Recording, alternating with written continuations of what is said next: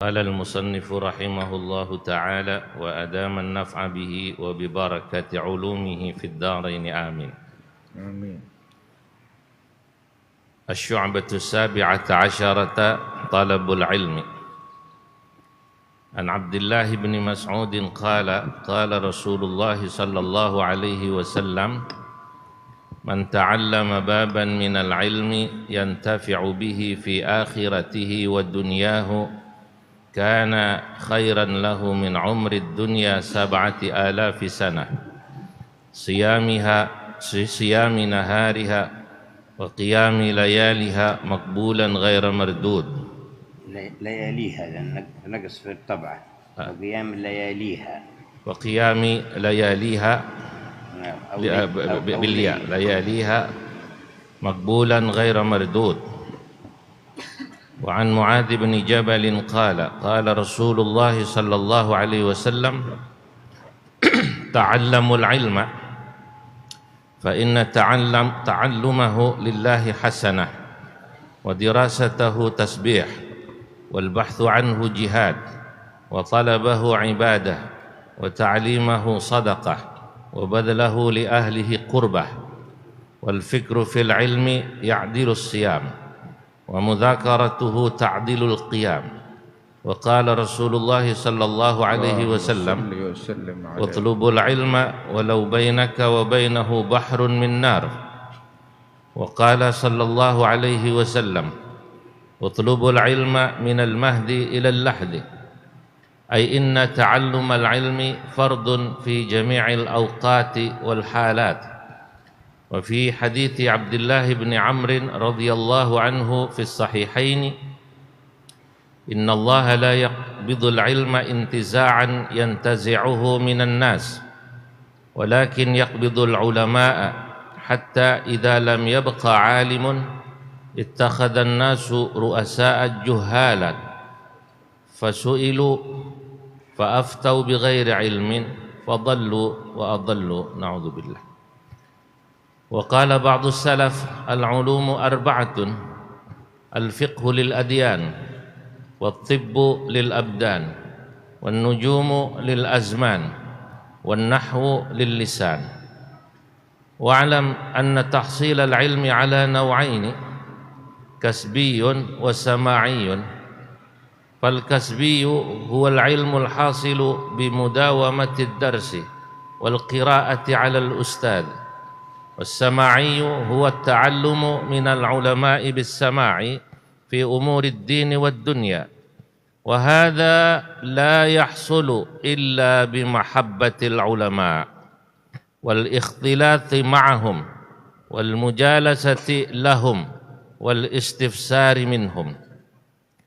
ويجب على المتعلم أن ينوي بتحصيل العلم رضا الله تعالى والدار الآخرة وإزالة الجهل عن نفسه وعن سائر الجهال وإحياء الدين وإبقاء الإسلام بالعلم، وينوي به الشكر على نعمة العقل وصحة البدن، ولا ينوي به إقبال الناس إليه واستجلاب متاع الدنيا والإكرام عند السلطان وغيره. قال تعالى يرفع الله الذين آمنوا منكم والذين أوتوا العلم درجات والله بما تعملون خبير. وقوله قل هل يستوي الذين يعلمون والذين لا يعلمون إنما يتذكر أولو الألباب. الحمد لله فاتح أبواب مواهبه للمقبلين عليه. Segala puji syukur untuk Allah Ta'ala yang membukakan pintu anugerahnya bagi orang yang mau menghadap dan mendekat kepadanya. Wa nashhadu an la ilaha illallah wahdahu la syarika lah. Dan kami bersaksi bahwasanya tiada Tuhan selain Allah, tiada sekutu baginya. يصب فيض مننه على المتوجهين إليه. Yang senantiasa menuangkan anugerahnya kepada orang-orang yang ingin mendekat. ونشهد أن سيدنا ونبينا ونور قلوبنا محمدا عبده ورسوله. Dan kami bersaksi bahwasanya kekasih kita Nabi Muhammad adalah hamba Allah dan utusan Allah. أكرم الخلق عليه وأعظمهم منزلة لديه. Makhluk yang paling mulia di sisi Allah, yang paling agung kedudukannya di sisi Allah. وأعلم الخلق بالله وأسرار حكمته في الملك والملكوت. Yang paling berilmu di sisi Allah Ta'ala dan mengetahui asrar dari hikmah penciptaan alam semesta. وأحسنهم تعليما وهداية إلى ما يوجب الفوز والسعادة في الحياة الدنيا وبعد الموت. Dan sebaik-baiknya orang di dalam mengajarkan kepada manusia hal-hal yang memberikan keberuntungan bagi umat manusia di dunia dan juga setelah kematian. اللهم صل وسلم وبارك وكرم على عبدك المختار سيدنا محمد وعلى آله وصحبه وتابعي دربه. Ya Allah, limpahkan salawat dan salammu kepada kekasihmu Nabi Muhammad, Nabi pilihan, dan kepada segenap keluarganya dan para sahabatnya dan orang yang menempuh jalan mereka. وعلى آبائه وإخوانه من الأنبياء والمرسلين وآلهم وصحبهم وتابعيهم. Dan juga tercurahkan atas ayah leluhur datuk beliau dan saudara beliau dari para nabi-nabi dan para rasul, segenap keluarga dan sahabat-sahabat mereka dan pengikut para nabi dan وعلى rasul. الملائكة المقربين. Dan para malaikat-malaikat yang didekatkan oleh Allah. وعلى جميع عبادك الصالحين. Dan segenap hamba Allah yang saleh. وعلينا معهم وفيهم برحمتك يا أرحم الراحمين. Dan masukkanlah kami di dalam limpahan salawatmu atas mereka ya arhamar rahimin. وبعد فيذكر الإمام المؤلف رحمه الله ونفعنا به في شعب الإيمان شعبة العلم. Kemudian muallif di dalam bagian yang ke-17 ini berbicara tentang bagian menuntut ilmu. وهذه شعبة من الأساس في دين الله تعالى. Dan bagian ini merupakan pondasi di dalam agamanya Allah. فإن العلم الشرعي هو الكتاب العزيز تفسيره وأصول التفسير والسنة الغراء الحديث وأصول الحديث وأحكام الشريعة في الفقه وأصول الفقه. Sesungguhnya di antara ilmu yang menjadi asas daripada agama ini, ilmu syariat ini adalah ilmu yang berkenaan tentang Al-Quran dan tentang tafsir Al-Quran dan usul daripada tafsir Al-Quran tersebut. Begitu juga tentang hadis dan usul daripada hadis. Begitu juga tentang ilmu syariat dan usul dalam fikih itu. وعرفه الإمام الغزالي عليه رحمة الله بقوله ما استفيد من الأنبياء صلوات الله وسلامه عليهم. Al-Imam Ghazali menyebutkan tentang ilmu syariat adalah ilmu yang diambil dari apa yang Allah Ta'ala wahyukan kepada para nabi-nabinya daripada ilmu syariat. ولا يرشد العقل إليه كالحساب. Dan itu bukan sejenis ilmu yang bisa dicapai dengan begitu saja oleh akal seperti ilmu hitung-menghitung. ولا التجربة كالطب. Begitu juga bukan dengan uji coba seperti ilmu pengobatan kedokteran. وهذا العلم هو أصل العلوم. Ilmu syariat ini adalah sumber dari segala ilmu. تحتاج إليه العلوم كلها. Yang diperlukan oleh semua bidang-bidang ilmu selainnya. بمعنى أن أي علم كان من غير العلوم الضارة لا يمكن حسن الاستفادة منه إلا أن يكون استعماله موافقا لعلم الشريعة المطهرة. Maknanya bahwasanya ilmu-ilmu zahir lainnya selain daripada ilmu syariat ini maka tidak akan maksimal penggunaannya tanpa didampingi dengan ilmu syariat. وأنواع العلوم الموجودة في الدنيا والعالم اليوم نرى آثار ونتائج استعمالها كيف تكون. Dan ilmu-ilmu duniawi yang kita lihat di zaman sekarang ini, kita melihat apa yang sudah terjadi dari akibat daripada ilmu-ilmu tersebut. ونرى في واقع الأمة أنه من نتائج هذه العلوم حصلت كثير من الإشكالات ومن المفاسد بل ومن الإضرار بل ومن القتال. Ilmu-ilmu duniawi yang tanpa didampingi ilmu syariat ini, kita lihat dalam keadaan kita di masa kita sekarang ini banyak terjadi permasalahan, problem, kerusuhan, kekacauan, madarat, kerusakan di muka bumi, bahkan pembantaian akibat dampak daripada ilmu-ilmu duniawi yang tanpa didampingi oleh syariat.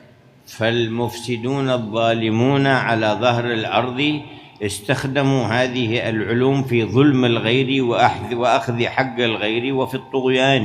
Para perusak yang zalim, mereka memakai ilmu-ilmu duniawi ini untuk melakukan kerusakan di muka bumi. وأنواع العصابات الشريرة على ظهر الأرض استخدمت التكنولوجيا والأجهزة أيضا في مفاسدهم وشرورهم وفي أخذهم حق الغير. Dan juga kelompok-kelompok dan gerombolan teroris perusak di muka bumi ini juga memakai beragam dari alat-alat dan teknologi untuk mensupport kejahatan yang mereka lakukan. وهكذا كل علم استعمل على خلاف حكم علم الشريعة يضر الناس ولا ينفعهم. Dan beginilah setiap ilmu yang dipakai tanpa didampingi dengan ilmu syariat, maka lebih banyak merusaknya daripada manfaatnya.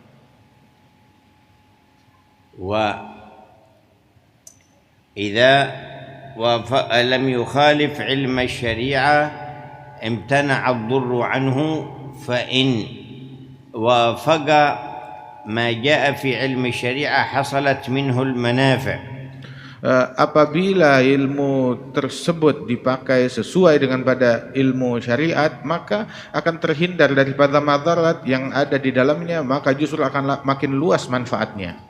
وهذه المنافع بالنسبة للمؤمنين بالله واليوم الآخر منافع في الدنيا تتصل بمنافع لهم في الآخرة. Manfaat-manfaat keilmuan ini bagi mukmin yang beriman kepada Allah dan hari akhir bukan hanya manfaat duniawi saja, tetapi manfaat duniawi yang terkoneksi, tersambung dengan manfaat akhirat. وأما من لم يؤمن بالله واليوم الآخر فتنحصر منفعته في حياته الدنيا فقط.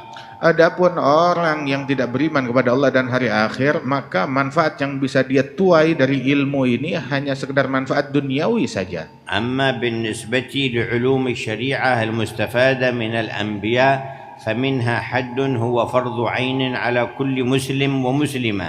Ilmu syariat yang diambil dari para nabi-nabi itu ada di antara batasannya, ada ilmu yang merupakan ilmu fardu yang diwajibkan diketahui oleh setiap muslim dan muslimah. فهذا يجب على كل مسلم أن يحصله ويكتسبه. Ilmu yang merupakan fardu ain ini diwajibkan atas setiap muslim untuk mencarinya, mempelajarinya dan mengetahuinya. حتى إن لم يجد من يعلمه إياه في بلده وجب عليه أن يرحل حيث يتعلم هذا العلم الواجب. Kalau dia tidak menemukan orang yang bisa mengajarkan ilmu wajib ini di negerinya, maka dia wajib melakukan perjalanan demi mencari ilmu tersebut dan ketemu orang yang mengajarkannya. وهو بحمد الله يسير يمكن تحصيله في أقرب وقت وبكلفة يسيرة. Ilmu yang wajib ini alhamdulillah adalah sesuatu hal yang mudah yang bisa kita capai dalam waktu yang singkat dan juga tidak perlu jauh-jauh. ومع ذلك فنشاهد تقصير الأمة فيه. Namun bersama mudahnya untuk mendapatkan ilmu yang wajib itu, kita dapati banyak di antara umat yang menggampangkan dan meremehkannya. فمنهم أفراد الأسرة في البيت ما بين زوج وزوجة وأبناء وبنات قد يكون بعضهم عنده هذا العلم الواجب وبعضهم لم يأخذ هذا العلم الواجب ولا يعلم هذا ولا يتعلم هذا من هذا. Di antara mereka adalah anggota keluarga kita yang mana di antara mereka yang mengetahui ilmu yang wajib, di antara mereka baik itu anak, istri atau suami yang tidak mengetahui ilmu yang wajib. Namun mereka yang mengetahui dari ilmu tersebut enggan untuk mengajarkannya kepada keluarganya yang tidak mengetahui. وكذلك ما بين الجيران في كل مجتمع. Begitu juga di antara tetangga, di antara jiran, di setiap perkumpulan. وقد نص على ذلك صلى الله عليه وسلم في الحديث. Rasulullah menyebutkan di dalam hadisnya, وقال لا يتعلمن قوم من جيرانهم Hendaknya sekelompok kaum belajarlah dari tetangga mereka. ولا يعلمن قوم جيرانهم أو ليعمنهم الله بعذاب من عنده. Dan hendaknya juga seseorang mau dan sudi memberikan pengajaran kepada tetangganya, atau Allah Ta'ala akan menurunkan azab kepada mereka apabila enggan belajar menuntut ilmu yang wajib. أما إذا نظرنا إلى قرى المسلمين والبوادي فنجد الجهل بالعلم الواجب كثيرا منتشر وأهل العلم عندهم تقصير في إيصال هذا العلم إلى تلك الجهات. Adapun apabila kita mau menyelidiki bahwasanya banyak daripada orang-orang yang melalaikan ilmu tersebut, padahal banyak orang yang mau belajar tetapi sedikit orang yang mau mengajarkannya di daerah dan di pelosok ilmu-ilmu yang wajib dipelajari tersebut. فيجب حسن الفكر وصدق الجهد في نقص في إكمال هذا النقص وتلافي هذا التقصير بين المسلمين. Maka kita perlu menggunakan fikiran kita, jerih payah kita di dalam mengisi celah-celah yang kosong di daerah-daerah yang memerlukan daripada keilmuan tersebut dan kita menyampaikannya kepada mereka. وما زاد على فرض العين فهو فرض كفاية إلى أن يوجد في كل قطر من عنده من فقه الشريعة ما يكفي تعليم الناس والفتوى في الأحوال التي تحصل لهم غالبا في تلك البلاد. Ini adalah yang fardu ain. Lebih daripada itu, maka ilmu tersebut menjadi fardu kifayah. Paling tidak di setiap daerah ada orang yang mempelajarinya hingga bisa mencukupi keperluan akan ilmu yang ada di daerah-daerah tersebut. وما زاد على ذلك من علوم الشريعة فهو سنة وفضل ونفل مقرب إلى الله. Dan lebih daripada fardu kifayah, maka hukumnya mempelajari ilmu tersebut adalah sunnah dan sangat dianjurkan di dalam syariat ini. وقد قال الله لأعلم الخلق به وبأحكامه وقل رب زدني علما. Allah Ta'ala berfirman kepada makhluk yang paling dicintai Allah, yang paling berilmu di sisi Allah Ta'ala, Nabi besar Muhammad, Qul, katakanlah, Rabbi zidni ilma, ya Allah tambahkan saya ilmu. ولما رؤي الإمام أحمد بن حنبل في شيخوخته حاملا للمحبرة والقلم ليكتب فوائد العلم قيل له يا إمام إلى متى مع المحبرة فقال مع المحبرة إلى المقبرة. Ketika terlihat Al-Imam Ahmad bin Hanbal di dalam usia sepuh, beliau masih membawa alat tulis, membawa tinta, membawa alat tulis, membawa buku-buku tulis, dia masih memikulnya. Maka ditanya, wahai imam, sampai kapan engkau masih mau membawa alat tulis ini seperti seorang santri? Maka dijawab, ma'al mahbarah ilal makbarah, bersama alat tulis saya akan masuk ke dalam kubur. وذكر الإمام المؤلف العلامة محمد نووي الجاوي عليه رضوان الله عددا من الأحاديث في هذه الشعبة. Al-Imam Muallif Al-Imam Nawawi Al-Bantani Al-Jawi, beliau menyebutkan di dalam bab ini beberapa hadis yang berkenaan tentang menuntut ilmu. منها حديث معاذ بن جبل. Di antaranya hadis Muadz bin Jabal. عن رسول الله صلى الله عليه وسلم قال تعلموا العلم فإن تعلمه لله حسنة. Rasulullah bersabda, belajarlah ilmu sebab mempelajari ilmu untuk Allah adalah pahala dan kebaikan. ودراسته تسبيح. Dan mengulangnya itu mendapatkan pahala seperti pahala tasbih. والبحث عنه جهاد. Dan membahas mengkajinya seperti jihad pahalanya. وطلب عبادة. Mencarinya adalah ibadat. وتعليم صدقة. Mengajarkannya adalah sedekah. وبذله لأهله قربة. Dan membaginya kepada orang yang pada para penuntut ilmu itu adalah pendekatan kepada Allah. والفكر في العلم يعدل الصيام. Memikirkan ilmu itu pahalanya seperti pahala puasa. ومذاكرته تعدل القيام. Dan juga mudzakarah, mengulang ataupun mudarasah daripada ilmu tersebut pahalanya seperti tahajud qiyamul lail. وجاء أيضا في حديث معاذ يلهمه السعداء ويحرمه الأشقياء. Di dalam hadis yang lain dari seperti hadis Muadz disebutkan bahwasanya ilmu diilhamkan oleh Allah hanya kepada orang-orang yang beruntung, adapun orang yang sial terharamkan daripada ilmu ini. وذكر حديث الصحيحين أن الله سبحانه وتعالى بفضله ما ينزع العلم من قلوب العلماء ولا يقبضه انتزاعا ينتزع منهم ولكن بقبض العلماء أي بموتهم مع عدم التلقي عنهم ممن حواليهم. Di dalam Sahihain disebutkan hadis dari Rasul Allah Ta'ala ketika mencabut ilmu, bukan mencabutnya begitu saja dari manusia, akan tetapi dengan dicabutnya para ulama, dengan wafatnya dan meninggalnya para ulama, yakni ketika tidak ada lagi orang yang mau menuntut ilmu dari para ulama, saat itulah ilmu itu menjadi sirna dan punah. وذكر في تحصيل العلم درجتين. Dan disebutkan di sini di dalam menuntut ilmu itu ada dua derajat, dua peringkat. الأولى سماها الكسبي وهو أن يتلقى عن الشيخ ويكثر المدارسة عليه حتى يستفيد العلم. Pencarian ilmu ada dua bentuk. Yang pertama adalah dengan usaha, dengan upaya. Maknanya adalah ilmu yang didapat dengan berguru daripada seorang pengajar yang mengajarkan kepada dia, banyak mengajinya kepada ustaz. والثانية كثرة الاختلاط بأهل العلم وكثرة مجالستهم حتى بكثرة ذلك يحصل فقه نفسي سماه عليه رحمة الله تعالى بالعلم السماعي، فإنه يكتسب من طول المجالسة لهم ومع حسن الأخذ عنهم ملكة في العلم يرتقي بها صاحبها.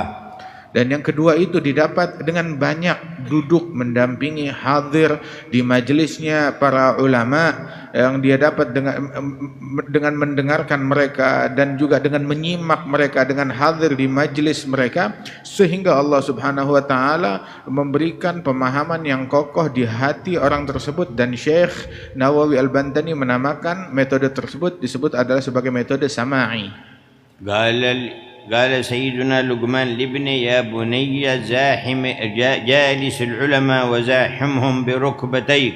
Sayyidina Luqman menasehati putranya, wahai putraku, hendaknya engkau mendekat kepada para ulama dan juga rapatkan lututmu dengan lutut mereka. Artinya lazimkan untuk dekat selalu. فإن الله يحيي القلوب الميتة بنور الحكمة كما يحيي الأرض بوابل السماء. Sebab Allah Ta'ala menghidupkan hati yang mati dengan cahaya hikmah, sebagaimana Allah Ta'ala menghidupkan tanah yang tandus dengan hujan. وقال سيدنا علي في آداب المتعلم مع العالم أن لا يشبع من طول مجالسته. Sayyidina Ali, beliau menyebutkan di antara adab para santri kepada gurunya adalah jangan jenuh, jangan bosan untuk berlama-lama duduk di hadapan guru menimba ilmu. فإنما هو كالشجرة لا تدري متى تلقي إليك الثمرة. Sebab mendampingi duduk di hadapan guru itu bagaikan pohon yang berbuah. Kamu nggak tahu kapan buahnya akan jatuh. Selalu siap sedia untuk mengambilnya. فبصحبة أهل العلم ينساق نور إلى القلب يدرك به الإنسان دقائق في المعاني. Dengan mendampingi, berkawan dengan para ahli ilmu, maka kebaikan dan cahaya digiring oleh Allah Ta'ala ke dalam hati manusia. وهذه الدرجة الثانية تهيئ الإنسان لنيل العلم اللدني. Dan derajat yang kedua inilah yang akan membuat seseorang itu layak mendapatkan ilmu laduni yang merupakan anugerah dari Allah Ta'ala. وهو ما يفتح الله به على قلب الصادق المخلص من المعاني والعلوم واللطائف. Dan itu adalah suatu hal yang Allah Ta'ala bukakan kepada hati yang tulus, yang ikhlas untuk Allah Ta'ala, dari makna-makna dan kelembutan dan anugerah ilmu dari Allah Ta'ala. قال تعالى في سيدنا الخضر عليه السلام فوجد عبدا من عبادنا آتيناه رحمة من عندنا وعلمناه من لدنا علما. Allah Ta'ala berfirman tentang Sayyidina Khadir alaihi salam, Nabi Musa ketika berjumpa dengan Khadir menemukan Sayyidina Khadir hamba yang saleh di antara hamba Allah yang Allah Ta'ala berikan ilmu ladunni kepadanya. وفي هذه الآيات أيضا إقامة الأسس في طلب العلم. Dan di dalam ayat-ayat ini adalah disebutkan bagaimana pondasi dan asas cara menuntut ilmu dengan benar. فإن سيدنا موسى عليه السلام لما أخبره الله أن عند الخضر علما ليس عنده. Sebab ketika Sayyidina Musa diberitakan oleh Allah Ta'ala Sayyidina Khadir memiliki ilmu yang kamu tidak ketahui, فطلب لقاء هذا الإنسان. maka meminta izin untuk melakukan pencarian terhadap Sayyidina Khadir. وقال أين يوجد عبدك خضر هذا يا رب. Bertanya, di mana saya bisa temukan hambamu Khadir ini ya Rabb? فقال ارحل إلى مجمع البحرين وهناك تجده.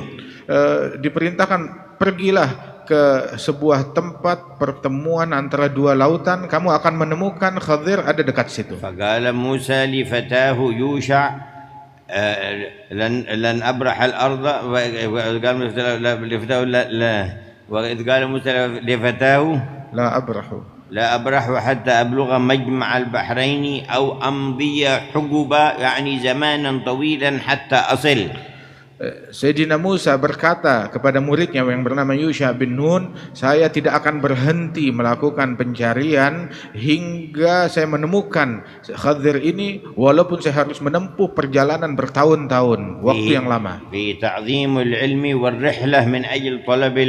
Bentuk pengagungan kepada ilmu dan melakukan perjalanan untuk mencari ilmu. فلما لقيه قال هل أتبعك على أن تعلمني مما علمت رشدا وفي قراءة رشدا.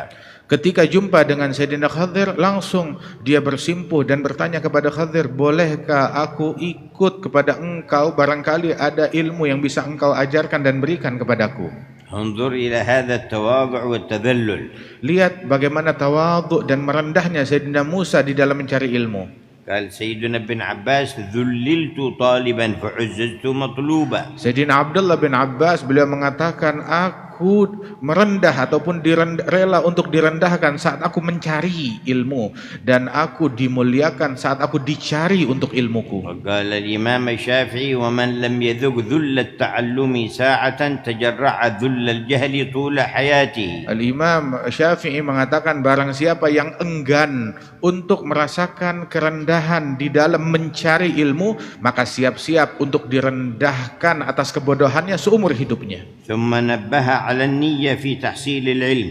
Kemudian disebutkan, diingatkan di sini tentang niat kita saat menuntut ilmu. فعلم الشريعة يجب أن يقصد به وجه الله تعالى وحده. Ilmu syariat tidak boleh dicari melainkan dengan satu niat, dengan niat semata-mata mencari ridhonya Allah Ta'ala saja, bukan buat yang lain. وغيره من العلوم إن قصد به وجه الله بتنفيذه على موجب الشريعة ونفع الناس أثيب على ذلك وحصل الخير. Adapun ilmu yang lain, apabila dia mencarinya satu karena Allah Ta'ala untuk memberikan manfaat kepada orang lain dan ilmu itu sejalan dengan syariat, maka dia pun mendapatkan pahalanya.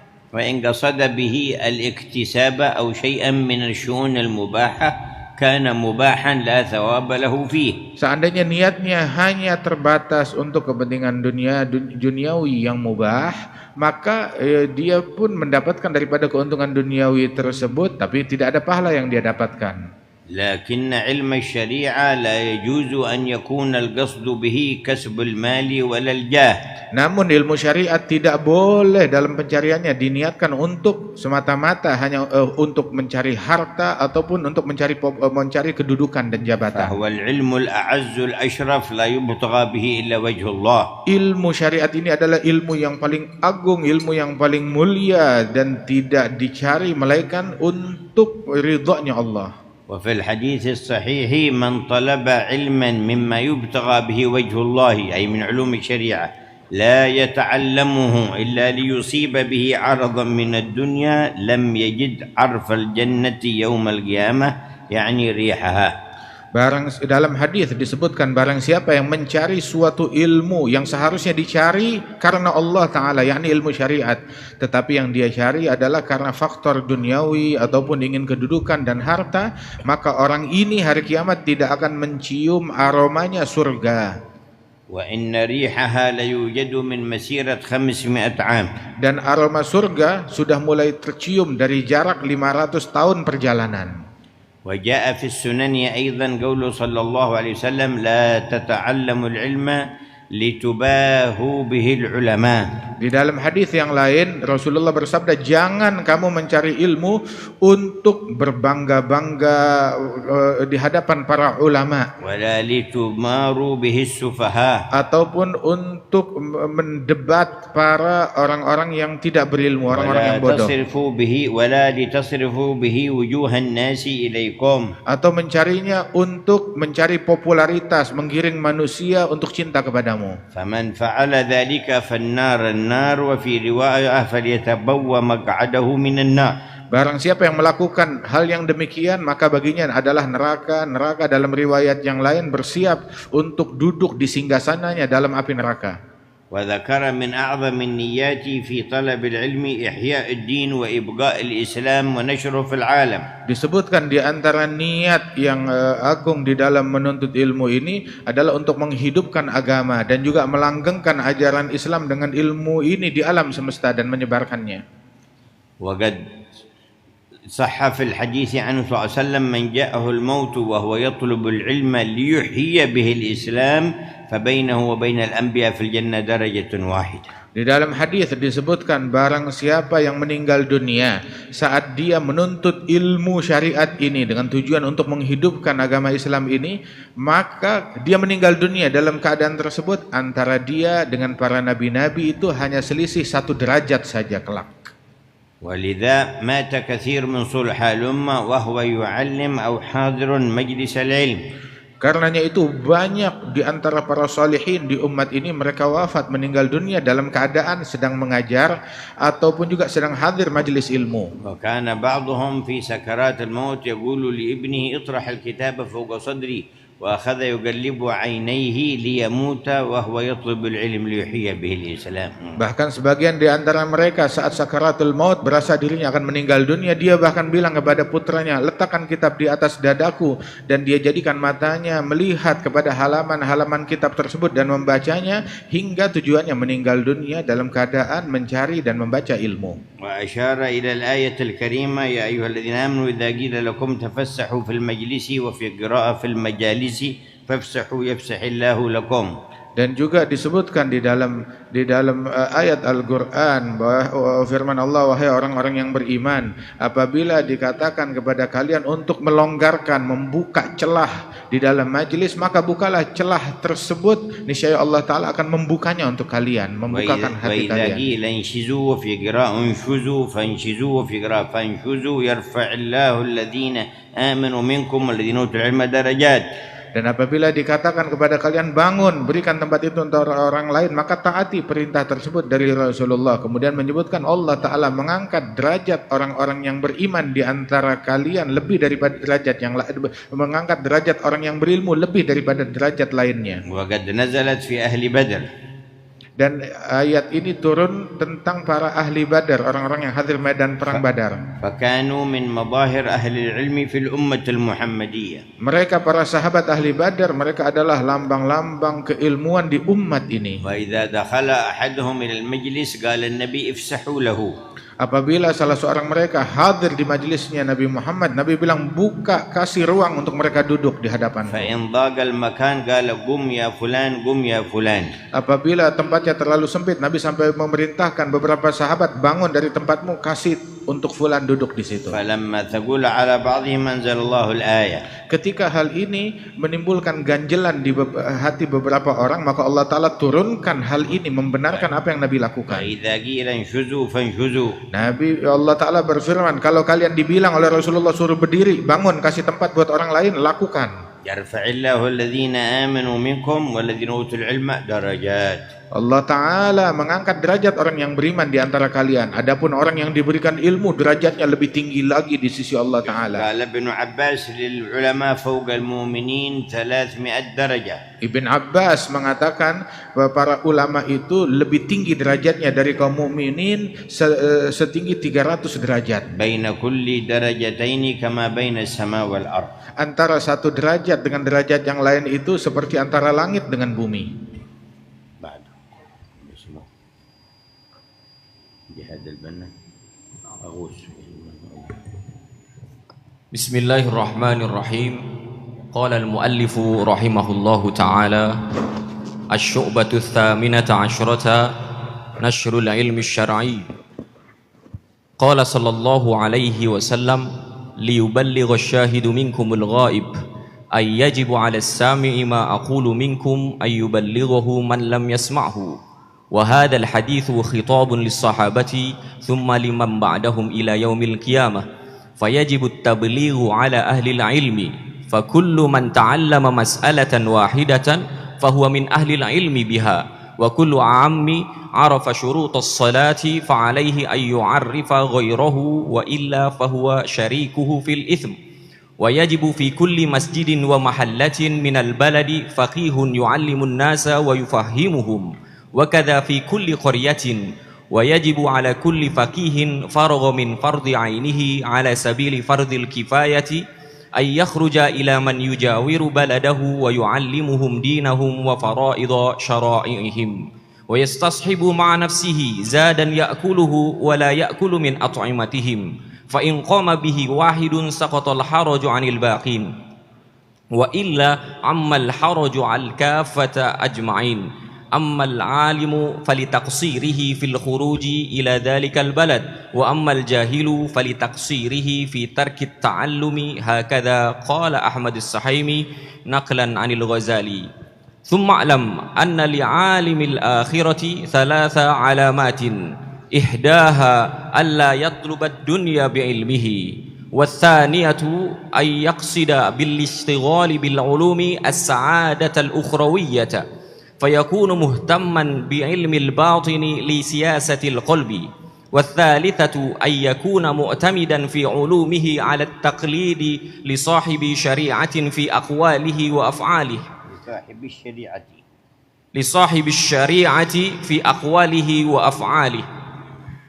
ثم إن لعدم طلب الدنيا بالعلم 5 علامات: الأولى أن لا يخالف قوله ما يفعله فيكون هو أول فاعل للمأمورات وتارك للمنهيات، والثانية أن يعتني بالعلم على حسب طاقته ويرغب في الطاعة ويتوقع عن علم يكثر الجدال، والثالثة أن يجتنب طرفه طعام ومسكن وأثاث ولباس، والرابعة أن ينقبض عن مخالطة السلطان إلا للنصح له أو لدفع مظلمة أو للشفاعة في مرضاة الله تعالى، والخامسة ألا يسارع إلى الفتوى بل يقول احتياطا: اسأل من يكون أهلا للفتوى، وأن يمتنع عن الاجتهاد إذا لم يتعين عليه بل يقول لا أدري إذا لم يسهل الاجتهاد عليه.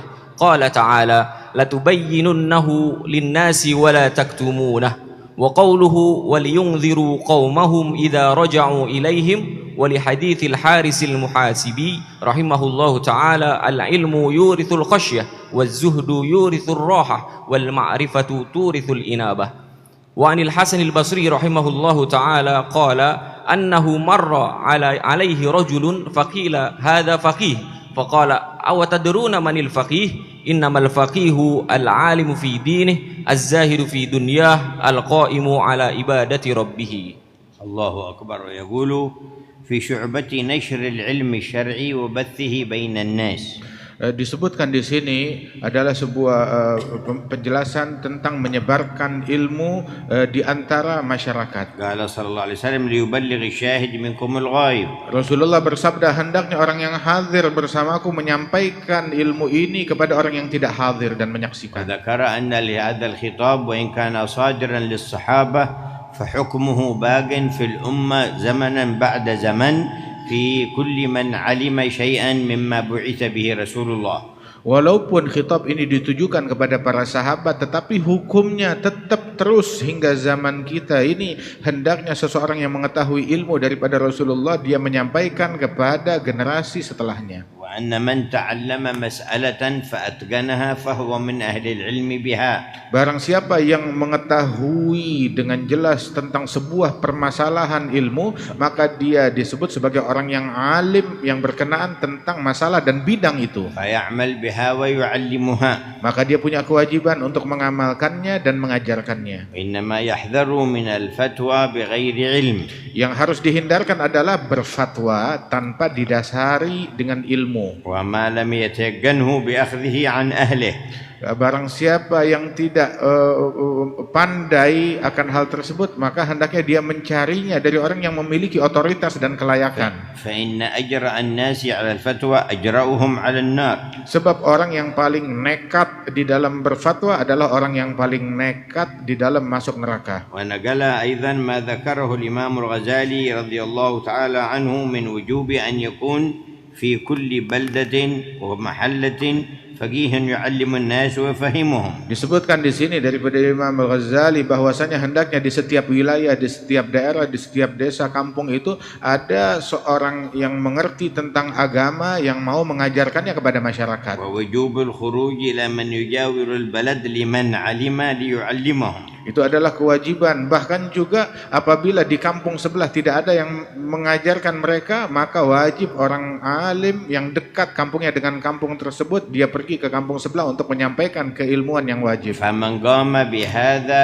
اختص بالثواب والدرجة وسقط الحرج عن البقية. Barang siapa yang menjalankan kewajiban ini, dia mendapatkan pahala yang besar, kedudukan yang tinggi dari Allah Ta'ala, dan kewajiban fardu kifayah itu gugur dari yang lain. وإن قصر الجميع فلم يقم به أحد أثم كل عالم بهذه المسائل التي حواليهم من يجهلها ولم يعلموه. Kalau semua orang, baik orang yang melalaikan kewajiban fardu kifayah ini, nggak mau belajar dan nggak mau mengajar dan nggak mau pergi mengajarkan, maka semuanya mendapatkan dosa gara-gara kelalaian mereka di dalam meninggalkan kewajiban yang kifayah ini. وقال سيدنا عيسى بن مريم عليه السلام من علم وعمل وعلم فذلك يدعى عظيما في ملكوت السماوات. Sayyidina Isa ibn Maryam, Nabi Isa, beliau mengatakan barang siapa yang mempelajari suatu ilmu agama dan mengamalkannya dan mengajarkannya, maka dia dipanggil dengan sebuah gelar di kerajaan langit sebagai gelar keagungan, fulan al-azim, fulan yang agung. وذكر لعالم الآخرة 3 علامات. Disebutkan di sini bahwasanya ulama akhirat itu memiliki 3 ciri. وقد فصل هذه العلامات الإمام الغزالي في كتاب العلم من إحياء علوم الدين. Al-Imam Abu Hamid Al-Ghazali menjelaskan secara mendetail tanda-tanda ulama akhirat itu disebutkan dalam Ihya Ulumuddin tentang bahasan yang berkenaan tentang ilmu. وإحداها ألا يقصد طلب الدنيا بعلمه. Salah satunya, janganlah dia mencari dunia dengan ilmu yang dia punya. والثانية أن يقصد نيل السعادة الأبدية. Yang kedua, yang dia tujukan niatnya bukan dunia, dan dia tujukan niatnya itu adalah mencari keberuntungan akhirat saat mengajarkan ilmu agama. فمع أخذه للأحكام الظاهرة لا يهمل ما يتعلق بالقلب والباطن. Dan bersama kesibukannya mencari tahu tentang ilmu syariat, tentang hukum-hukum yang zahir, dia juga punya kewajiban mencari tahu tentang hukum-hukum yang batin daripada akhlak-akhlak yang batin. والثالث أن لا يقلد إلا متمكنا مشهودا له بالخير كأمثال الأئمة الأربعة في فقه الشريعة. Dan hendaknya dia itu di dalam pencarian ilmunya itu bertumpu untuk bertaglid, mengikuti dalam ilmu syariat kepada para ulama-ulama ahli madzahibil arba'ah di dalam keilmuan mereka. وذلك أن علوم الشريعة قابلها الصحابة والتابعون وتابعوهم بحسن النظر فيها وقامت اجتهاداتهم فيما اختلفت فيه الأدلة أو سكت عنه الشارع فنتج من ذلك اجتهادات صحيحة من الذين هم أهل للاجتهاد. Sebab ilmu-ilmu syariat tersebut ditampung setelah Rasulullah, ditampung oleh para sahabat Rasul sallallahu alaihi wasallam, begitu juga para tabi'in dan orang yang mengikuti jejak mereka, dan masing-masing dari mereka itu setiap generasi memiliki daripada ijtihad tersebut yang ditampung, diterima oleh generasi setelahnya, dan begitulah seterusnya, saling turun temurun dan saling menimba satu sama lain. Wa adharallahu baina ahli sunnah ijtihadat haula'i al-a'immatul arba'ah. Dan Allah Ta'ala munculkan di barisan ahli sunnah wal jamaah adalah hasil daripada ijtihad mereka para imam yang 4 itu. Al-Imam Abu Hanifah Nu'man bin Thabit, Al-Imam Abu Hanifah yang bernama Nu'man bin Thabit, Al-Imam Malik bin Anas Imam Darul Hijrah, Imam Darul Hijrah Imam Malik bin Anas, wal-Imam Muhammad bin Idris Syafi'i, wal-Imam Muhammad bin Idris Syafi'i, wal-Imam Ahmad bin Hanbal Syaibani, dan Imam Ahmad bin Hanbal Syaibani. Wa khadama madahibahum man talaqqa anhum wa farra'u al-masail. Dan murid-murid mereka berkhidmah terhadap mazhab daripada para imam tersebut dan mengumpulkan daripada permasalahan-permasalahan dan menyampaikannya kepada masyarakat. Fala budda min at-talaqqi an shaykhin ahkam at-talaqqi amman qablahu wa hakadha muttasilan sanadu ila al-a'imma ila Rasulillah sallallahu alaihi wasallam. Dalam ilmu agama ini harus dia mengambil ilmu ini kepada seorang syekh yang telah tekun mengambil ilmu ini dari gurunya, yang gurunya juga dengan tekun mengambil ilmu ini dari gurunya, bersambung sanadnya sampai kepada Rasulullah dengan cara yang demikian. Thumma qala ma alamat annahu la yatlubu bil ilmi ad-dunya. Kemudian ditanya, apa ciri-ciri orang yang menuntut ilmunya itu untuk hal-hal duniawi? Bal yuridu wajha Allah wad dar al-akhirah. yakni mencari ilmunya itu hanya untuk akhirat, bukan karena duniawi. Fadzakar 5 alamat. Ada cirinya, ciri yang menunjukkan seseorang pencarian ilmunya itu karena Allah, bukan karena hal dunia. Al-ula an yakun 'amilan bil ilm. Pertama, hendaknya dia mengamalkan ilmu. Fayusari' ila fi'l al-ma'mur wa tark al-manhi. Artinya ketika dia menyampaikan ilmu, dia pun juga mengerjakan apa yang diperintahkan, sigap mengerjakan apa perintah Allah, meninggalkan larangan Allah. والثانية أن يربط علمه بالطاعات والعبادات ويبتعد عن كثرة الجدال والمنازعات. Dan yang kedua adalah dia ikat, dia koneksikan ilmunya itu dengan pengamalan, dengan ibadat, dengan pengamalan dia amalkan daripada ilmu tersebut, dan jangan hanya sibuk sekedar berjidal ataupun adu mulut dengan ilmunya. Qala sallallahu alaihi wasallam ma dhalla qaumun ba'da hudan kanu alaihi illa utul jadal. Dalam hadis Rasulullah bersabda, tidaklah tersesat sekelompok kaum setelah Allah Ta'ala berikan ilmu kepada mereka, melainkan yang membuat mereka tersesat karena mereka selalu berjidal dan berdebat. Falwajib bayanul ilmi wa bayanul adillati min duni al-jidal al-agim bal la jidala illa billati hiya ahsan. Maka suatu kewajiban untuk menyampaikan ilmu, menyampaikan isi dan ajaran daripada syariat tersebut tanpa jidal mandul atau debat yang mandul, yang enggak ada manfaat, yang enggak ada gunanya. Kalaupun berjidal dengan metode yang terbaik. Wa ahlul bid'ah wal ahwa yuhibbuna al-jidal wa yuqimuna umurahum alayh wa yunawi'una كل من خالفهم من الأحياء والأموات ويسبونهم. Orang-orang penyembah hawa nafsu, budak hawa nafsu, mereka itu hobi. Orang-orang yang telah terkontaminasi dengan bid'ah dan hawa nafsu, mereka itu memang punya hobi, kecenderungan senang berjidal, senang berdebat, dan mereka sengaja melakukan perdebatan atau mencari permusuhan dengan debat yang mereka lakukan itu. وأرباب الصدق والإخلاص إذا خاطبهم الجاهلون قالوا سلاما. Adapun orang-orang yang ikhlas, yang memiliki ilmu dan takwa kepada Allah Ta'ala, ketika diprovokasi oleh orang-orang jahil tadi, mereka hanya mengucapkan dengan ucapan salam, ucapan damai. كان يقول بعض العارفين في القرون الأولى إذا أراد الله بعبد خيرا فتح له باب العمل وأغلق عنه باب الجدل. Para kaum arifin di abad-abad yang terdahulu mereka memberikan nasihat bahwasanya apabila Allah Subhanahu wa taala ingin memberikan kebaikan kepada hambanya, Allah taala bukakan untuk hamba tersebut pintu beramal dan ditutup pintu untuk berjidal, berdebat. Wa idza arada bi'abdin syarran fataha lahu babal jadal wa aghlaqa anhu babal amal. Apabila Allah taala ingin menjerumuskan, mencelakakan hambanya dalam keburukan, dibukakan pintu berjidal dan ditutup pintu beramal. Wa dzakara al-ibti'ad 'an at-taraffuh wa at-tawassu' fi at-ta'ami wal maskan wal athath wal libas. Dan disebutkan di sini hendaknya juga menjauhi kemewahan di dalam makanan, di dalam tempat tinggal, di dalam berpakaian. Berlebihan dalam itu semua tidak baik. Bal yakunu aqalla shay'in 'ala ميزاني والذين إذا أنفقوا لم يسرفوا ولم يقتروا وكان بين ذلك قواما. Hendaknya dia berada di dalam posisi yang moderat dalam hal ini, sesuai daripada neraca yang Allah Ta'ala ajarkan, bahwasanya ketika mereka berinfak itu mereka bukan orang yang kikir ataupun pelit, bukan juga orang yang mubadzir dan berlebihan. فإذا تعلق قلبه بالتوسع في ذلك زيادة على الحاجة انفتحت عليه أبواب كثيرة من تلبيس إبليس ومن الوقوع في الشبهات والمحرمات. Apabila hati seseorang terobsesi untuk bermewah-mewahan, berlebihan dalam perihal itu semuanya, maka akan terbuka celah bagi iblis untuk menjerumuskan orang itu dalam perangkap-perangkapnya di dalam hal-hal keburukan yang banyak. وذكر علامة أن لا يكون عنده رغبة في مجالسة أرباب الإمارة ولا أرباب الثروات ولا أهل المظاهر في الدنيا إلا. Dan ciri yang keempat itu, janganlah seorang alim itu memiliki obsesi pengen dekat dengan pemimpin, pengen dekat dengan hartawan, pengen dekat dengan orang-orang kaya.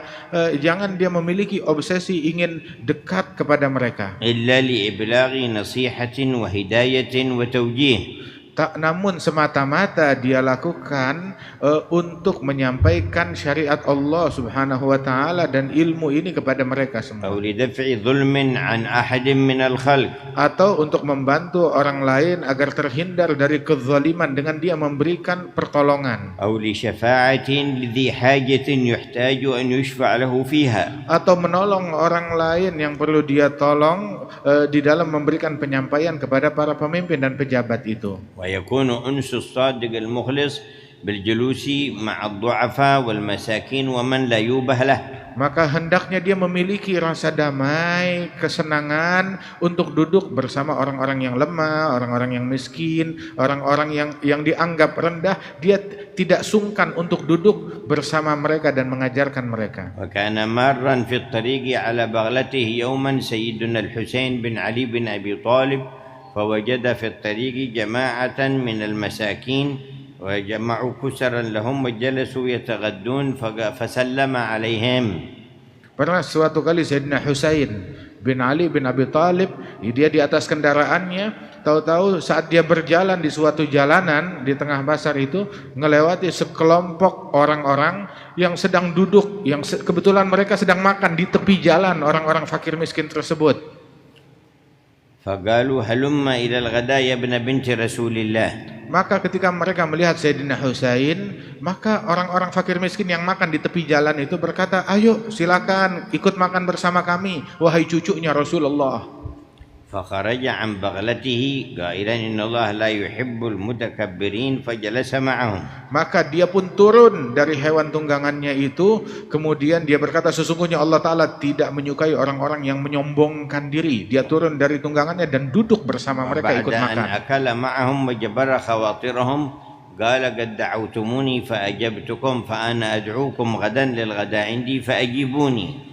Setelah selesai makan sedikit bersama mereka, maka Sayyidina Husain bin Ali bilang, saya kan sudah menjawab undangan kalian. Nah sekarang giliran saya mau mengundang kalian, besok saya undang kalian ikut makan siang bersama saya di rumah saya, kata Sayyidina Husain. Maka mereka pun gembira menjawab undangan Sayyidina Husain. فأعد لهم الغداء والهدايا والمواساة في اليوم الثاني وأعطى كل واحد منهم ما يستغني به. maka beliau persiapkan untuk mereka di hari berikutnya itu makan siang dan hadiah dan pemberian uang untuk mereka itu yang mencukupi keperluan mereka para fakir miskin tersebut. Al-Husain tarabba fi baiti Rasulillah wa Fatimah wa Ali. Sebab Sayyidina Husain beliau dididik di rumahnya Rasulullah, di rumahnya Siti Fatimah, di rumahnya Sayyidina Ali bin Abi Thalib. Fa'awrathathu hadhihi al-akhlaq. Sehingga dia mewarisi akhlak semacam ini dari mereka. Qala wal khamisa alla yusari' ila al-fatwa bal yuhibbu an yukfa hadha mimman hum ahlun idza wujida al-mutaahhil. Dan yang kelima adalah dia tidak terburu-buru di dalam memberikan fatwa. Bahkan justru dia ketika ditanyakan tentang suatu fatwa dia oper kepada orang lain yang menurut dia lebih baik dalam menyampaikan fatwa itu. Wa tajid ahlal bid'ah wal hawa yusari'una ila al-fatwa min duni an yusalu wala an yata'ahhalu ويفتونا على الأحياء وعلى الأموات. Nah, kamu akan temukan orang-orang yang terkontaminasi dengan bid'ah, dengan obsesi atas hawa nafsu mereka itu terburu-buru di dalam menyampaikan fatwa, bahkan nggak diminta fatwa mereka berfatwa seenaknya. فويل لهم مما يقولون ومما يجترئون وسيجازون على ذلك. Maka celaka mereka atas apa yang mereka ucapkan, atas kelancangan mereka di dalam fatwa, dan mereka bakalan dibalas hari kiamat atas kengawuran tersebut. بعده الحي ضياء الحرمين. Bismillahirrahmanirrahim. Qala al-musannif rahimahullah ta'ala asy-syu'batu at-tasi'ata 'asyarah ta'dhimul Qur'ani wa ihtiramuhu famin dzalika ay yaqra'ahu wa huwa 'ala taharatin wa alla yamassahu illa tahiran wa yastaka wa yatakhallala 'inda iradati qira'atihi wa yastawiya li qira'atihi qa'idan in kana fi ghairi salatin wa la yakunu muttaki'an wa ayyalbasa libasat tajammul wa ayyalbasa thiyabat tajammul li'annahu munaji rabbih wa yastaqbil al-qiblata liqira'atih wa yatamatmada kullama tanakha wa ayyumsika 'anil qira'ati idza tatha'ab wa yaqra'ahu 'ala tu'adatin wa tartilin aw ayyu'addiya likulli harfin haqqahu minal ada wa alla yatruka as-sahifata manthuratan idza wada'aha wa alla yad'a fawqahu syai'an minal kutubi hatta yakuna abadan 'aliyan 'ala sa'iril kutub wa yad'a fi hujrihi idza qara'ahu wa 'ala syai'in baina yadayhi wa la yad'uhu bil ard wa alla yamhuhu minal lawhi bil buzaq bal yaghsilahu bil ma'i wa alla yattakhidha sahifata idza baliyat wa darasat wiqayatan lil kutubi fa inna dzalika jafa'un 'azim walakin yamhuha bil ma' wa alla yaqra'a fil aswaq wala fi mawatinil lagti wal lagwi wa majma'is sufaha wa alla yasibba ghasalatahu 'ala kunasatin idza iktasala bi kitabatihi mustashfiyan min saqamin wala fi mawdi'in najasatin wala 'ala mawdi'in yuta walakin ala nahiyatin minal ardi fi buqatin la yatauhan nas aw yahfir hafiratan fi mawdi'in tahirin hatta yasubba min jasadihi fi tilkal hafirah thumma yaskubuha aw fi nahrin kabirin yahtalitu bima'ihi fayajri wa yusammi Allah ala kulli nafsin idza katabahu aw syaribahu wa yu'azziman niyyata fi dzalika fa inna Allaha yu'tihi ala qadri niyyatihi. Qala ta'ala a'udzu billahi minasyaitonir rajim. Bismillahirrahmanirrahim. Law anzalna hadzal qur'ana ala jabalin la ra'aitahu khashi'an mutasaddian min khasyatillah. Wa qala ta'ala innahu laqur'anun karim fi kitabim maknun la yamassuhu illal mutahharun wa qala an-nabiyyu sallallahu alaihi wasallam fima rawahul Bukhari an Utsman radhiyallahu anhu afdalukum aw khairukum man ta'allamal qur'ana wa 'allamahu an-nas wa an Abdullah ibn Umar radhiyallahu anhuma عن النبي صلى الله عليه وسلم قال لا حسد إلا في اثنتين رجل أتاه الله هذا الكتاب فقام به آناء الليل والنهار ورجل آتاه الله مالا فهو يتصدق به آناء الليل والنهار. ما شاء الله. يذكر الشيخ عليه رحمة الله في هذه الشعبة، شعبة القرآن، أحوال المؤمن مع القرآن وكيفية تعظيمه. Syekh Nawawi menyebutkan di sini bagaimana keadaan seorang mukmin bersama Al-Qur'an dan memperlakukan Al-Qur'an dan mengagungkannya. وشعائر الله تبارك وتعالى هي معالم دينه. Sebab syiarnya Allah Subhanahu wa taala adalah lambang-lambang daripada agama ini. وأعظم شعائر الله 5. Dan yang paling agung di antara syiar-syiar Allah ada 5 perkara. القرآن الكريم. Al-Qur'an. ومحمد صلى الله عليه وسلم. Dan Nabi besar Muhammad sallallahu alaihi wasallam. والكعبة المشرفة. Dan Ka'bah yang mulia. والصلوات الخمس. Salawat 5 waktu. الله الله الله الله الله لا إله إلا الله محمد صلى الله عليه وسلم. ورمضان. Dan Ramadan.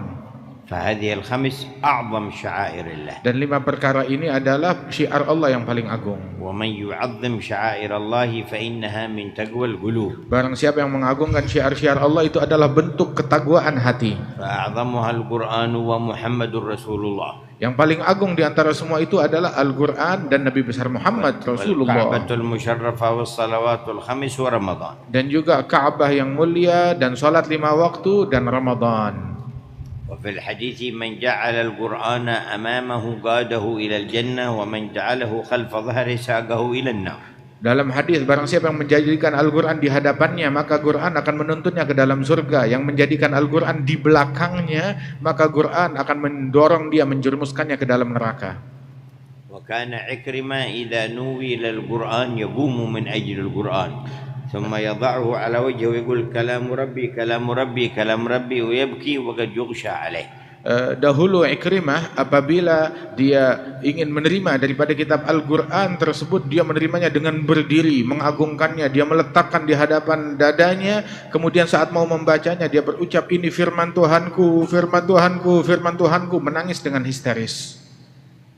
وذكر أن يستوي قاعدا لقراءته إن كان في غير الصلاة ولا يكون متكئا. Dan diajarkan, disebutkan di sini hendaknya dia membacanya itu dalam keadaan sambil duduk yang tegak apabila dia membacanya di luar sholat, bukan membacanya sambil bersandar. والقارئ مناج ربه فيتطيب ويتزين بأحسن ما عنده. Sebab orang yang membaca Al-Qur'an dia sedang munajat kepada Allah Ta'ala, hendaknya dia memakai wewangian dan memakai pakaian yang bersih saat munajat menghadap kepada Allah. ولما قالوا لبعض الأولياء وكان معتزلا ألا تستوحش وحدك في هذا المكان. Ditanya seorang wali, dia adalah orang yang menyendiri, sendirian, hidup di suatu wilayah sendirian. Ditanya, apakah kamu tidak jenuh, enggak bosan hidup sendirian di sini? فقال كيف أستوحش وأنا إذا أردت أن أكلم ربي كلمته وإذا أردت أن يكلمني كلمني تعالى. Bagaimana aku bisa bosan gara-gara tidak ada orang? Aku kapanpun aku mau bicara dengan Allah, aku bisa melakukannya. Dan kapanpun aku ingin Allah bicara denganku, aku pun bisa melakukan hal tersebut. قالوا كيف ذلك؟ Ditanya bagaimana caranya? قال إذا أردت أن يكلمني قرأت القرآن.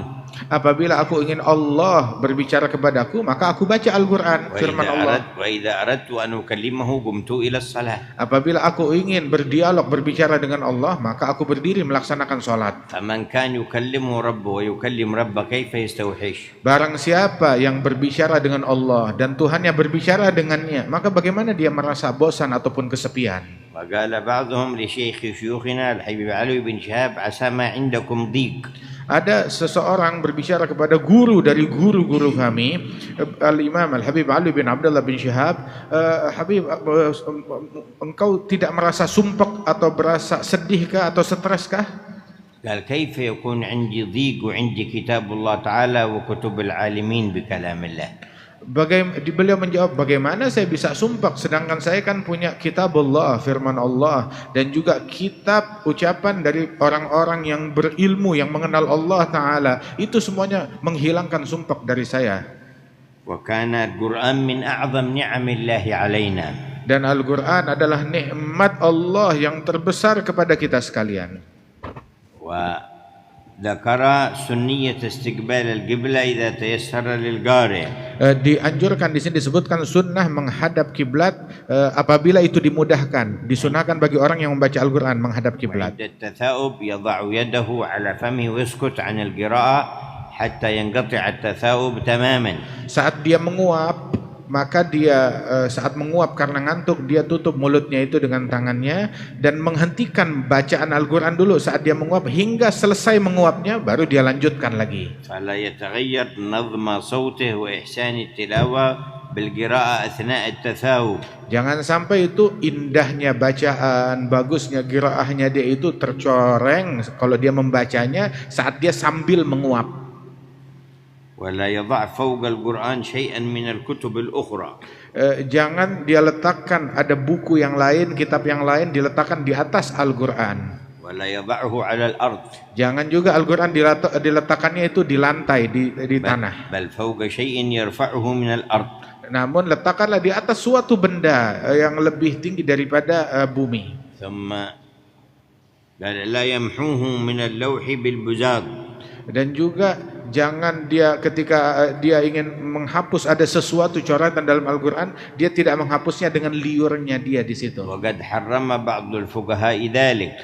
Sebagian fuqaha mengharamkan untuk melakukan hal yang demikian. بل فتح الورقات أيضا لا ينبغي أن يفتحها بأن يضع البزاق في إصبعه ثم يفتح الورقة. Bahkan ketika dia mau membuka halaman Al-Quran, jangan dia basahi jarinya dengan air liurnya itu untuk membuka halaman Al-Quran, itu juga nggak boleh.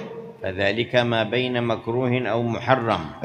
Apabila hal itu dia lakukan itu, pendapat ulama menyebutkan bahwasanya itu makruh ataupun haram. Ada dua pendapat. أما من قصد الاستخفاف والاستهزاء فذلك كفر والعياذ بالله. Adapun yang melakukan itu dengan tujuan menghinakan Al-Quran atau mengejeknya, maka itu adalah sebuah kekufuran. Na'udzubillah min dzalik. فإذا لم تنفتح الصفحة فليعالجها حتى تنفتح أو يستعين بماء لا بريقه. Apabila halaman yang nggak bisa kebuka, perlu dibasahi, bukan dibasahi dengan liur dia, tapi ambil air sedikit, dia basahi jarinya dan dia buka. ثم بعد القرآن كتب الحديث وكتب العلم لا ينبغي أن يبلها بريقه. Begitu juga setelah Al-Quran itu dia memperlakukan dengan hal yang demikian seperti kitab hadis dengan perlakuan yang sama juga.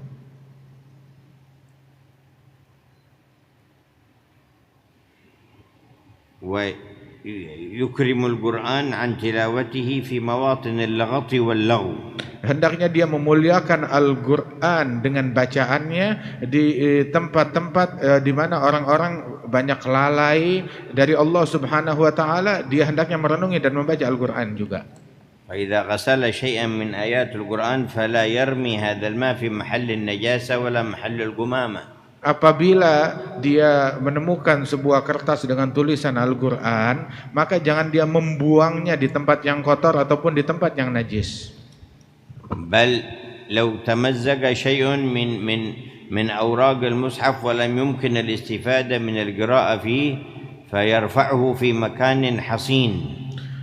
Bahkan apabila dia menemukan daripada sobekan Al-Quran tersebut, maka hendaknya dia jaga di tempat yang terlindungi, bukan tempat yang membuatnya jadi kotor dan terlecehkan. حتى لو احترق لا يضع الرماد في طريق الناس ولا في القمامة. Sehingga kalau dia letakkan di jalanan atau begitu saja menjadi tambah kotor dan dihinakan oleh orang lain. بل يضعه في مكان لا تمر عليه الأقدام أو يحفر له حفرة في جدار فيضعه فيه. Namun jangan dia letakkan di tempat yang bisa terinjak-injak oleh orang lain. Kalau perlu di dinding itu ada dia simpan daripada sobekan-sobekan Al-Quran tersebut agar tidak terhinakan di tempat-tempat yang dilalaikan. ثم القرآن وغيره من أمور الشريعة استفادة المؤمن منه على قدر تعظيم قلبه له. Dan sesungguhnya Al-Quran dan ilmu syariat, seorang mukmin bisa menggali manfaatnya itu sesuai dengan kadar ta'zim dan penghormatannya terhadap Al-Quran itu. وذكر حديث البخاري عن سيدنا عثمان عن رسول الله قال خيركم من تعلم القرآن وعلمه. Disebutkan di dalam hadis Sahih Al-Bukhari daripada Sayyidina Uthman bahwasanya sebaik-baiknya kalian adalah yang mempelajari Al-Quran serta mengajarkannya. باقي أحد؟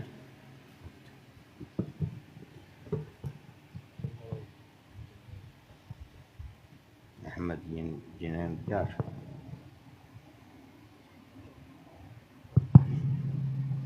تفضل. بسم الله الرحمن الرحيم. قال المؤلف رحمه الله وأدام النفع به وببركة علومه في الدارين آمين. الشعبة العشرون الطهارة. قال الله تعالى يا أيها الذين آمنوا إذا قمتم إلى الصلاة فاغسلوا وجوهكم وأيديكم إلى المرافق وامسحوا برؤوسكم وأرجلكم إلى الكعبين وإن كنتم جنبا فطهروا وإن كنتم مرضى أو على سفر أو جاء أحد منكم من الغائط أو لامستم النساء فلم تجدوا ماء فتيمموا صعيدا طيبا فامسحوا بوجوهكم وأيديكم منه. وقال رسول الله صلى الله عليه وسلم الطهور شطر الإيمان والحمد لله تملأ الميزان وسبحان الله والله أكبر تملأان أو تملأ ما بين السماء والأرض والصلاة نور والصدقة برهان والصبر ضياء والقرآن حجة لك أو عليك كل الناس يغدو فبايع نفسه فمعتقها أو موبقها. ولحديث ابن عمر رضي الله عنهما في صحيح مسلم أيضا لا يقبل الله عز وجل صلاة بغير طهور ولا صدقة من غلول. وقال عمر رضي الله عنه إن الوضوء الصالح يطرد عنك الشيطان. ثم قال سحيمي الطهور بضم الطاء أي الوضوء الظاهري والباطني نصف الإيمان باعتبار الثواب. قال حاتم لعاصم بن يوسف من بعد باقي قال حاتم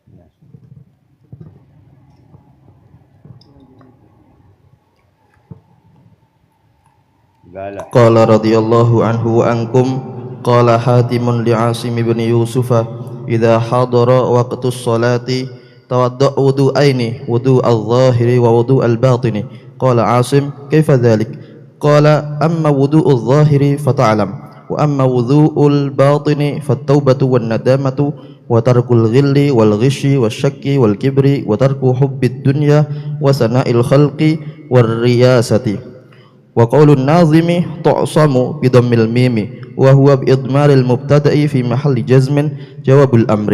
التقدير فأنت تعصم من البلاء فإن الطهارة تمنع ذلك كما روي عن بعضهم. وقال عمر رضي الله عنه إن الوضوء الصالح يطرد عنك الشيطان. قال الناظم صل الصلاة وزك مالك ثم صم واعتكف وحج وجاهدا فتكرم. ذكر الناظم في هذا البيت 6 شعاب فيقال على نسق ما تقدم. ما شاء الله. شعبة الطهارة طهرنا الله وإياكم ظاهرا وباطنا. Masya Allah, berbicara tentang bagian kesucian dan cara bersuci. Mudah-mudahan Allah Ta'ala sucikan kita zahir dan batin kita. والطهور شطر الإيمان يعني جزء منه مهم. Dan kesucian itu adalah bagian daripada iman, bagian yang penting di dalam keimanan. والمتوضي أبعد عن أن تصيبه العين أو أن يصيبه السحر. Orang yang dalam keadaan berwudu maka dia selamat dan jauh daripada ditimpa sihir ataupun ain. ومن وظائف المريد السائر إلى الله تعالى أن يحافظ على الطهارة كلما أحدث توضأ. Dan seseorang yang melakukan pencarian kepada Allah, begitu juga santri, maka hendaknya dia pandai-pandai menjaga wudu dan kesucian dia. وإحسان الوضوء يترتب عليه إحسان الصلاة. Dan ketika seseorang berwudu dengan baik, maka insya Allah salatnya pun juga akan baik pula. قالت سيدتنا نفيسة مثنية على الإمام الشافعي عند موته رحمه الله إنه كان يحسن الوضوء. Sayyidatuna Nafisah, beliau memuji Imam Syafi'i ketika Imam Syafi'i wafat. Sayyidatuna Nafisah mengatakan bahwasanya Syafi'i ini adalah orang yang sangat telaten di dalam berwudu. وذكر قول سيدنا حاتم لعاصم إذا حضر وقت الصلاة توضأ وضوءين ظاهر وباطن. Itu Sayyidina Hatim berkata kepada Asim bin Yusuf, apabila datang waktu salat maka hendaknya kamu berwudu dengan dua wudu. قال كيف ذلك؟ Bagaimana cara dua wudu itu, wudu zahir dan batin? قد علمت وضوء الظاهر والوضوء الباطن توبة وندامة وترك غل وترك غش وترك شك وترك كبر وترك حب الدنيا. Engkau sudah tahu cara wudu yang zahir, ya wudu yang standar. Tetapi kalau wudu yang batin itu artinya mensucikan batinmu itu ya dengan bertaubat, menyesal kepada Allah, meninggalkan kedengkian, kebencian, keraguan, kesombongan, meninggalkan daripada cinta duniawi ataupun juga terobsesi dengan pujian makhluk, terobsesi dengan tahta dan kedudukan. فنتذكر من فرض الله علينا تغسيل أعضائنا الظاهرة أن نغسل قلبنا الباطن. Dan kita mengingat dengan saat kita membasuh anggota tubuh kita untuk Allah Subhanahu wa taala dalam berwudu, kita memohon agar Allah taala mensucikan, membersihkan daripada hati kita ini. جعلنا الله ممن يحسن الوضوء ويحسن الصلاة. Semoga Allah taala menjadikan kita sebagai orang yang telaten di dalam wudunya dan juga telaten di dalam salatnya. ويتابع في كل ذلك رسول الله. Meneladani dalam perihal itu semuanya Nabi besar Muhammad. فإن من اعتنائه بالوضوء كان يتوضأ كثيرا أمام الصحابة. Dan saking perhatian besar Rasulullah terhadap wudu, beliau seringkali berwudu di hadapan para sahabat berkali-kali untuk mereka menyaksikannya. وكان بعض الصحابة يقول للتابعين ألا أريكم كيف كان يتوضأ رسول الله فيتوضأ أمامهم كما رأى النبي صلى الله عليه وسلم. Sehingga banyak di antara para sahabat menyampaikan kepada para tabi'in, mau gak saya tunjukkan kepada kamu cara berwudunya Rasulullah? Maka para sahabat berwudu di hadapan para tabi'in menunjukkan bagaimana metode dan cara berwudunya Nabi Muhammad. وكانوا يعتنون بحفظ ماء وضوء صلى الله عليه وسلم فإذا أكمل الوضوء أقبلوا يتزاحمون عليه. Mereka para sahabat, mereka demikian telaten menampung bekas air wudunya Nabi Muhammad, ditampung di baskom, sehingga ketika Rasulullah selesai berwudu, maka itu bekas air wudunya itu berebutan para sahabat berupaya mengambil berkahnya. حتى جاء في صحيح البخاري عن بعض الصحابة فرأيت من لم يجد شيئا أخذ من بلل صاحبه فتمسح به. Di dalam Sahih Bukhari sampai-sampai disebutkan sahabat mengatakan, saya apabila ada di antara mereka yang enggak kebagian daripada air wudhu bekasnya Nabi Muhammad itu, maka dia ambil dari basahan yang melekat di tangan temannya. فلو نظر إليهم من لا يعرف حقيقة الدين من الجهال والمبتدعين لقال هؤلاء صوفية مبالغون. Kalau seandainya ada orang jahil yang enggak mengerti agama, yang terkontaminasi dengan bid'ah, ngelihat kelakuan para sahabat ngambil berkah dari sisa wudunya Nabi Muhammad, mereka bakal memaki para sahabat, ini orang-orang tasawuf yang ngawur, ahli bid'ah, bakal dimaki demikian. يكادون أن يقتتلوا على ماء وضوءه. Mereka para sahabat disebutkan sifatnya itu hampir-hampir itu sampai berebutan untuk ngambil bekas wudunya Rasulullah. ومن لم يجد شيئا أخذ من بلال صاحبه وتمسح به. Yang enggak kebagian daripada air wudu tersebut, dia ambil dari basahan yang melekat di tangan temannya, dia usap ke wajahnya dan dadanya. لكننا نقول هذه عقيدة الصحابة وهذا مذهب الصحابة وهذا منهج الصحابة وأمامهم زين الوجود يراهم. Namun kita katakan ini adalah agidahnya para sahabat, ini metodenya para sahabat, ini caranya para sahabat, dan kita ngikut di belakang mereka. فمن كان عنده عقيدة ومذهب غير هذا فليأخذه له ولا يغرنا به. Kalau ada orang punya akidah yang beda, punya madhab yang beda, silakan makan tuh madhabnya dia buat dia. Kita ngikut madhab sahabatnya Rasulullah. فما نريد إلا على ما كان عليه رسول الله وأصحابه. Yang kita cari, yang kita pengen adalah ajarannya Rasulullah dan apa yang dijalankan oleh para sahabat-sahabat beliau. ثبتنا الله على دربهم. Mudah-mudahan Allah Ta'ala kokohkan langkah kita di jalannya mereka وحشرنا في dan زمرتهم. mengumpulkan kita di barisan mereka.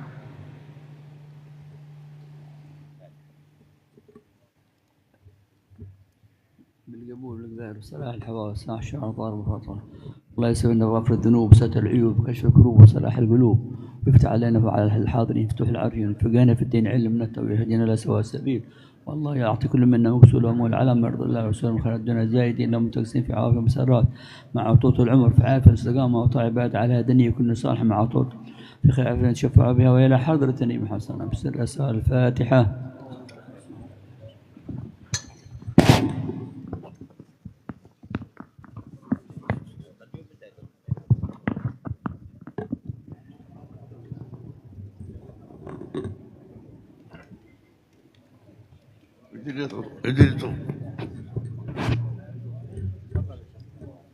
السلام عليكم ورحمة الله وبركاته. الحمد لله هذا حظ لنا ولكم درس العالم العلامة بحر العلوم الشيخ السيد حبيب عمر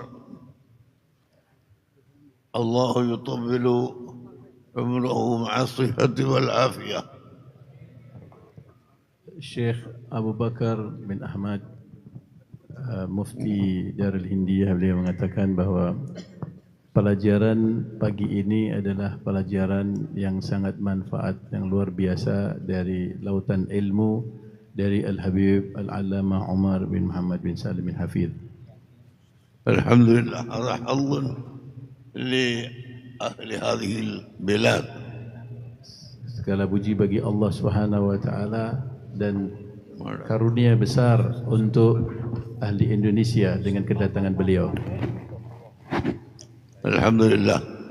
Ana aidan afrahu bi hadha al-majlis bi fadlillah ta'ala hadha al-faqir darastu 60 aaman mutawaliyan Sahih Al-Bukhari.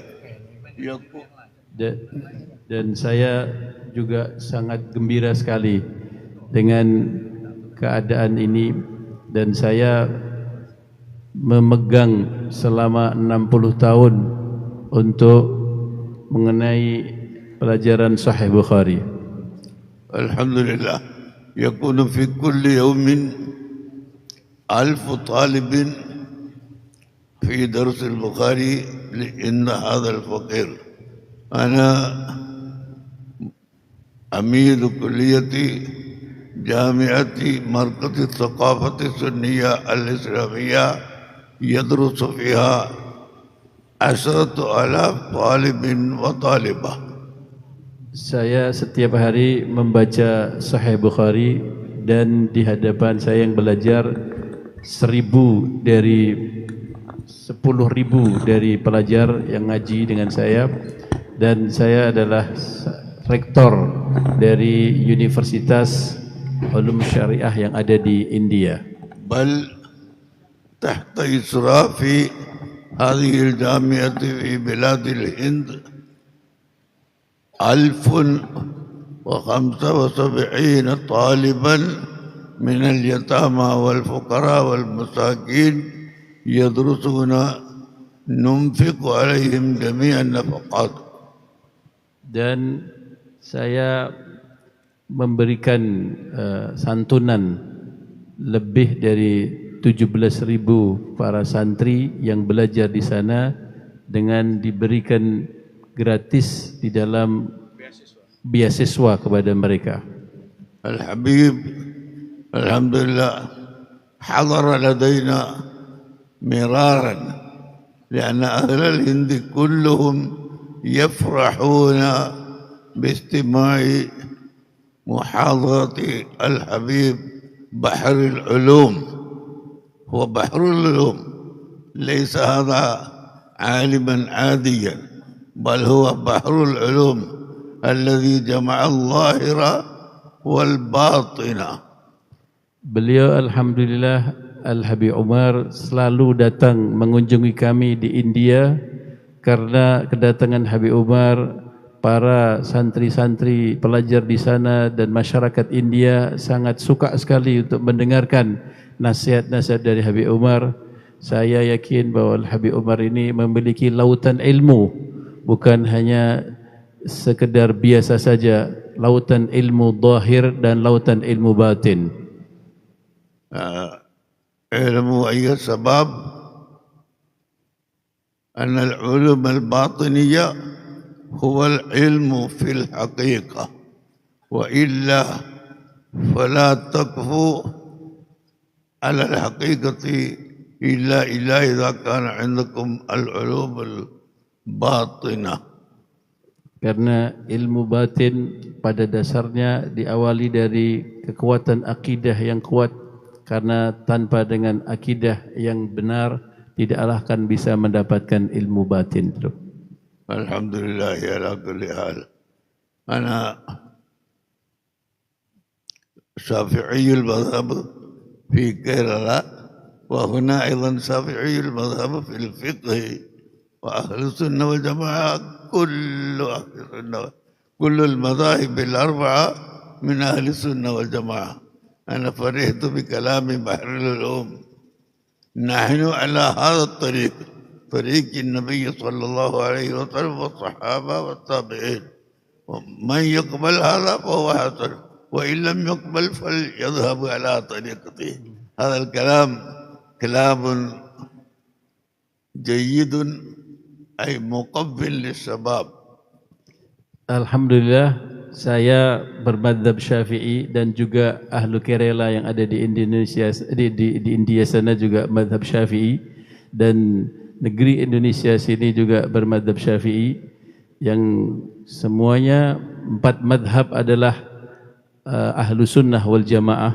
Selain dari 4 madzhab itu, sebagaimana yang disebutkan oleh Habib Umar, silahkan untuk makan madzhabnya sendiri. Kalau kita semuanya berpegang dengan madzhab ahlu sunnah wal jamaah. Ana la uridu italat al-kalam, lianni musafirun ila al-Hind al-an insyaallah, wa annakum aidan tajlisuna sa'atin tawila, wa usikum an takunu daimina ala al-habibi sallallahu alaihi wasallam bis salat.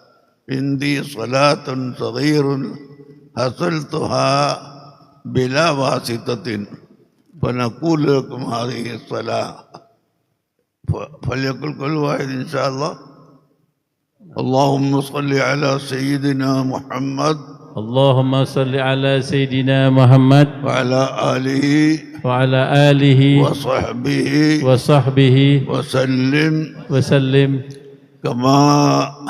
كما الله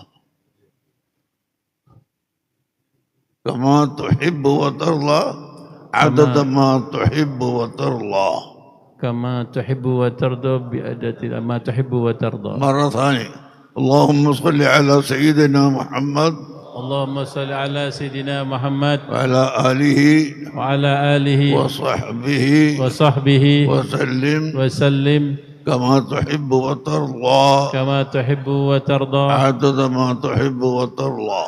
ما تحب وترضى.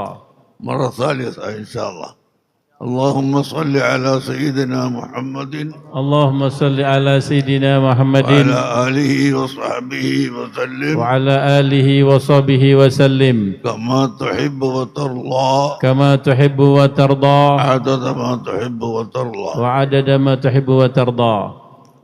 أوصيكم جميعا أن تعتادوا على هذه الصلاة والصلاة الأخرى التي عندكم وأخذتم من الشيخ، من الحبيب أو غيره من الشيوخ، والله سبحانه وتعالى يوفقنا وإياكم.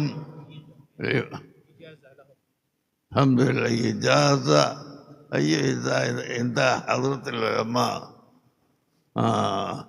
أوصيكم شغا أجدتكم هذه الصلاة جميعا قبلنا الإجازة وأسمعكم حديثا مسلسلا بالأولية. الحديث المسلسل بالأولية حديث الرحمة.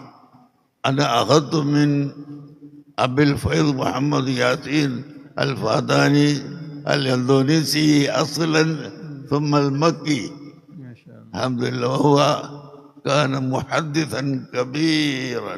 أنا سكنت عنده في آخر حياته شهرا في بيته في مكة المكرمة لأن أخذ جميع الأسانيد منه. Beliau mengatakan, saya singkat saja pembicaraan saya karena saya mau pulang ke India pada hari ini dan perjalanan jauh, dan saya memberikan wasiat kepada kalian untuk banyak membaca salawat kepada Nabi SAW, khususan salawat yang saya dapatkan langsung dari Sallallahu Alaihi Wasallam tanpa ada perantara, dengan sighah yang tadi telah disebutkan untuk dibaca, dan saya ijazahkan kalian untuk membaca salawat tersebut. Dan saya akan bacakan hadis musalsalan bi awaliyah yang saya dapatkan dari guru saya dari orang Indonesia, Syekh Yasin Fadangi Thumma Makki dari Mekah Mukarramah. Ketika beliau di Mekah, saya berkunjung ke rumahnya dan saya diberi ijazah pada guru Syekh Yasin Fadangi, Syekh Yasin dari Padang, dari Indonesia. Hadithur Rahmah al-musalsal bil awaliyah.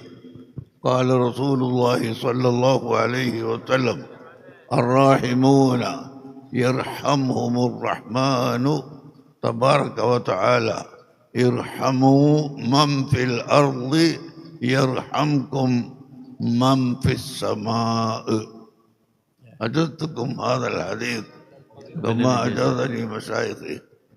Beliau memberikan ijazah hadisur rahmah musalsal bil awaliyah, yaitu yang artinya ar-rahimuna yarhamuhumur rahman tabaraka wa ta'ala, orang-orang yang memiliki hati yang penyayang maka akan disayangi oleh Allah Subhanahu wa taala. Irhamu man fil ardi yarhamkum fima fis sama, maka sayangilah, kasih sayangilah orang-orang yang ada di bumi, maka tentu yang di langit akan menyayangi kalian. أعزنا الله وإياكم بعزة الإسلام كما قال سيدنا عمر بن الخطاب رضي الله عنه من أراد العزة فيعزه الإسلام ومن أراد الذلة فيتركه الإسلام ولله العزة ولرسوله وللمؤمنين. أعزنا الله وإياكم بعزة الإسلام وشرح الله صدورنا بما شرح الله صدور الصحابة والأولياء والصالحين رضي الله تعالى عنهم. اللهم أعز الإسلام والمسلمين وأذل الشرك والمشركين. اللهم دمر أعداء الإسلام والمسلمين. اللهم دمر أعداء الإسلام والمسلمين. ربنا عليك توكلنا وإليك أنبنا وإليك المصير. ربنا تقبل منا إنك أنت السميع العليم وتب علينا إنك أنت التواب الرحيم. وصلى الله على سيدنا محمد وآله وصحبه أجمعين والحمد لله رب العالمين.